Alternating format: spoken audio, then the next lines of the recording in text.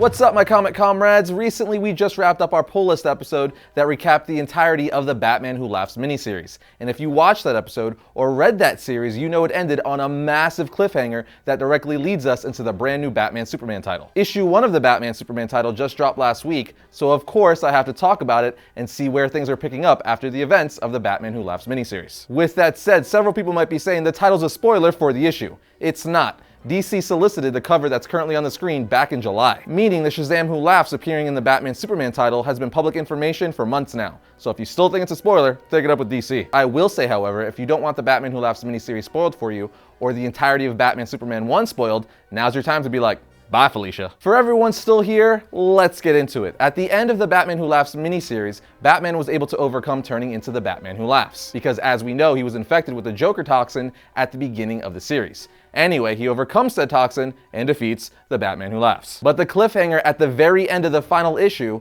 is that somehow Jim Gordon got infected with the Batman Who Laughs serum, meaning he is starting to change into the evilest version of himself, as that's what the serum does. And this leads us to Batman Superman 1. The issue starts off with Perry White and Catherine Grant asking Jimmy Olsen how the heck he was able to get a picture of the Batman in Gotham. They're talking about this in front of Clark, who all of a sudden gets a message from Batman saying, "Superman, there's a situation at the Justice League satellite. You're needed immediately." Of course, Superman wastes no time and starts flying there right away. While on his way, Batman keeps saying, "Hurry, Clark, get here now." When Superman finally arrives, he sees that Plastic Man, The Flash, Wonder Woman, Red Tornado, Hawkman, and even Martian Manhunter have all been killed. All I'm saying is, you have to be extremely OP or beyond intelligent to defeat and kill that lineup. But all of a sudden, Superman starts choking up green bile, and then Batman says, "The air is filled with a kryptonite-infused gas. You were dead the moment you entered the satellite. Your world won't let you escape, will it? Now your home is with you, in your lungs, in your blood." Can I just add to the obvious of how messed up it is that Batman is saying,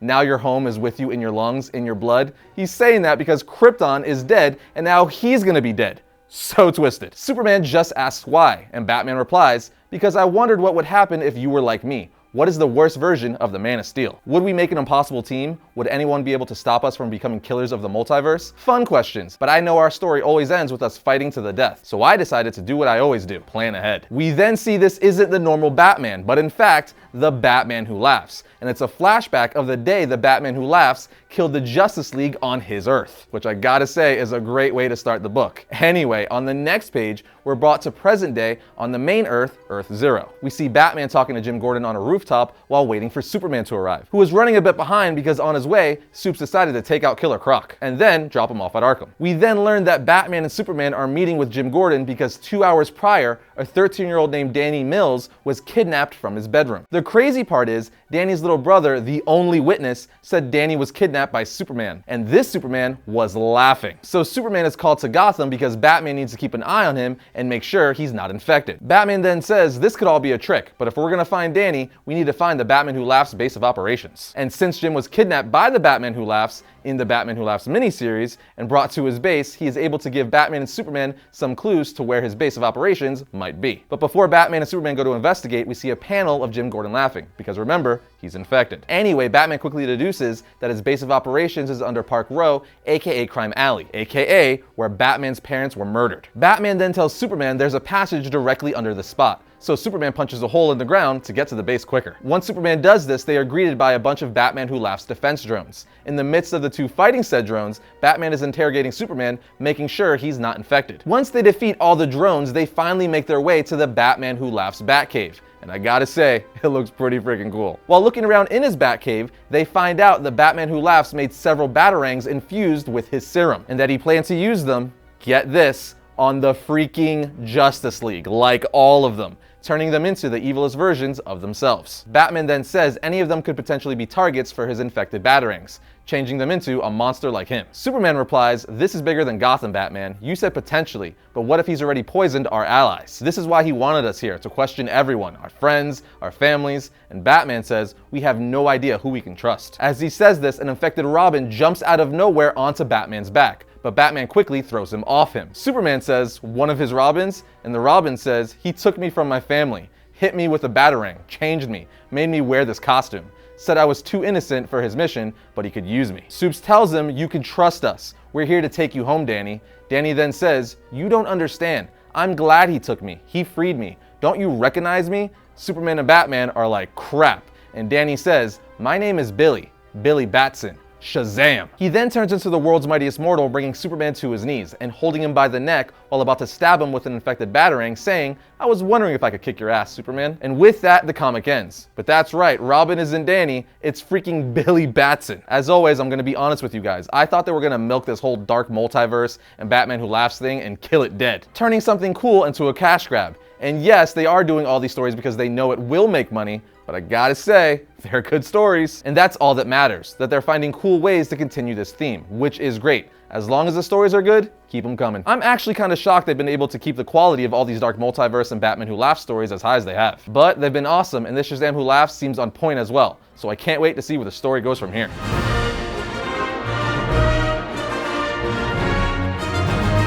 Yes, my friends, today we've got some bonus content for you. We all know that Sony is set to bring the first Valiant Comics character to the big screen when Bloodshot, starring Vin Diesel, hits theaters in February 2020. But before we get Bloodshot's first movie, Valiant is launching a brand new book for the character on September 25th. And we recently had a chance to catch up with writer Tim Seeley to talk about his fresh take on the nanite-powered anti-hero. What's up, everyone? We are here with writer Tim Seeley. If you guys don't know, he's worked on tons of things. He's worked on Grayson, he did G.I. Joe, and versus Transformers, which is really fun. A ton of other things for a bunch of publishers, and more currently he will be writing Bloodshot for Valiant Comics. So Tim, how are you? First and foremost, how are you doing? Good, man. Thanks for having me. Sorry, I'm that tiny little head in the corner. I just have an iPad and I don't have anything set up in the new house to accommodate much of anything. that is more than okay, man. Most recently, you were going to be working, or you are working on, I'm sure you've been working on it for a very long time already, but it's not out yet, Bloodshot for Valiant Comics. So what can you tell us about that? Because Bloodshot, obviously, Valiant kind of reinvented itself a few years ago, and this is all new run for Bloodshot, and we have a movie in the pipeline starring Vin Diesel. So where does your run pick up? I mean, it's not a reboot or anything. It's in continuity with all the stuff that's happened since the Valiant sort of research. But I mean, my job was just to make it kind of clear and distilled. So you know, I just sort of took what I think is the best elements of the character and boiled them down. So this takes place sometime after the last run and Harbinger Wars and all that sort of stuff. But it's basically just him on his own, trying to sort of make up for all the things he's done as Bloodshot. As all the things that he feels responsible for, he's trying to do better. So it's kind of a military monster, I guess, kind of story. It's sort of Frankenstein meets G.I. Joe. Very cool. Now, are we going to see other Valiant characters during the course of your run? Yeah, eventually. I mean, not right away. Okay. You know, it's on by design. It's meant to stand on its own.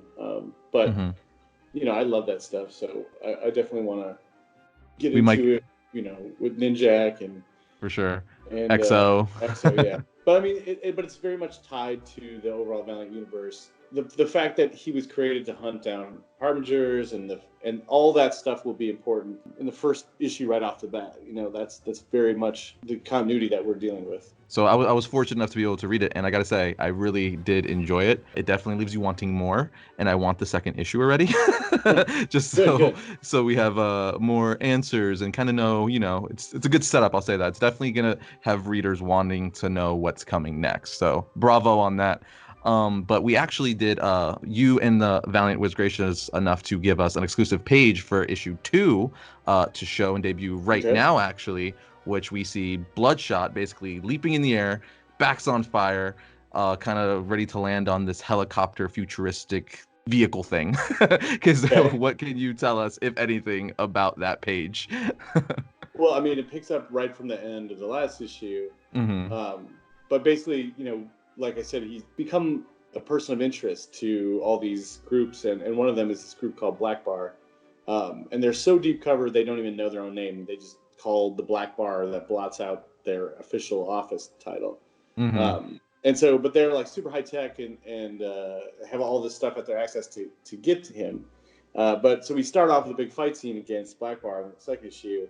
And, you know, he's fighting a helicopter by himself, and he realizes the easiest way, if you're Bloodshot, is to just throw yourself in the helicopter blades, because it won't kill him, but it will definitely mess up the helicopter. So that first scene is just him jumping into the helicopter, and the page after that is moments afterwards, and they're all going, "That dude just threw himself into a helicopter." Like they're all like, he's pretty hardcore, clearly. So we really play along with with this idea that he can't be conventionally killed. He can be put into a lot of pain, obviously, but he can't. Jumping into a helicopter will definitely distract everyone else and mess him up for a bit, but he can get away. For sure. Now, last question I have for you is any teases or anything you want to say about your run and Booth's run on Bloodshot? I mean, hopefully, and people will see this, is each issue is kind of bigger than the last and more epic, but we also are going to do very small scenes and very intimate character stuff in this book. So I'm actually really happy. The first arc is just this epic big war chase scene, very much kind of inspired by comics I loved as a kid, like G.I. Joe by Larry Hama, doing that kind of thing. And then we're going to slow it down and we're going to tell people stories too. So it's going to be hopefully taking advantage of lots of things that comics do very well. Very, very cool. Well, before I wrap this up, do you want to tell everyone where they can find you on the Twitter, or Facebook, Instagram, any social, any website you want to throw their way? Yeah, I'm Tim Seeley on Instagram. I'm Hacking Tim Seeley on Twitter. That's pretty much all the ones I use, but you're welcome to hit me up there anytime. And if you want to see, I do draw. I'm doing a couple of Bloodshot covers. I'm over at timseeleyart.blogspot.com. That's right. You also do draw. We don't have time for that today, but maybe we'll have you back on in the future. We can talk about that other aspect of your comic career. There's a couple covers I'm doing. I think they might be store exclusives and stuff, but I have drawn Bloodshot twice recently, so that's pretty awesome. Pretty cool, yeah. Well, Tim, thank you so much for talking to me, and we look forward to reading Bloodshot in September. Thanks so much, man. Thanks again to Tim Seeley for spending some time with us. Valiant has been putting out some quality stories for a while, so we can't wait to see where Tim and his team take Bloodshot. Be sure to pick up your copy of Bloodshot issue 1 on September 25th. And just like that, that's going to do it for another episode of Variant. But if you enjoyed this episode, be sure to check out this one right here. And if you like the videos we're putting out, be sure to subscribe. But I'll see you guys next time when I talk about all things comics.